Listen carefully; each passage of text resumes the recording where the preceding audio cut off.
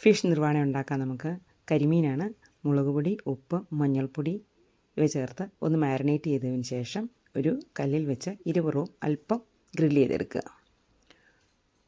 പകുതി മാത്രം ഗ്രില്ല് ചെയ്താൽ മതിയാവുമേ. ഇനി നമുക്കൊരു ചീനച്ചട്ടിയിലേക്ക് ഒരു വാഴയില വയ്ക്കുക. അതിന് മുമ്പ് അല്പം എണ്ണ ഒഴിച്ചിട്ട് വേണം വാഴയില വയ്ക്കാൻ.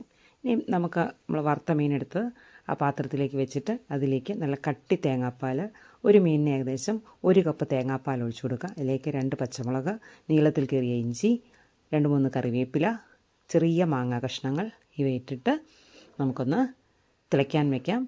അതിനുശേഷം അടച്ചു വെച്ച് കൊടുക്കാം. ഇതിലേക്ക് ആവശ്യത്തിനുള്ള ഉപ്പ് നമുക്ക് വേണമെങ്കിൽ ചേർത്ത് കൊടുക്കാം. മീനിൽ ആവശ്യത്തിന് ഉപ്പിട്ടിട്ടുണ്ട്, അതിനനുസരിച്ച് വേണമെങ്കിൽ മാത്രം ചേർത്ത് കൊടുക്കാം. ഈ ചാറ് വെന്ത് കുറുകുമ്പോൾ മീൻ വെന്തിരിക്കും. അപ്പോൾ പെട്ടെന്ന് റെഡിയാക്കാവുന്ന ഒരു ഐറ്റമാണ്. നിങ്ങൾക്ക് ഇഷ്ടപ്പെട്ടോ? ഇഷ്ടപ്പെട്ടെങ്കിൽ ലൈക്ക് ചെയ്യാനും കമൻറ്റ് ചെയ്യാനും ഷെയർ ചെയ്യാനും മറക്കരുതേ. Thank you.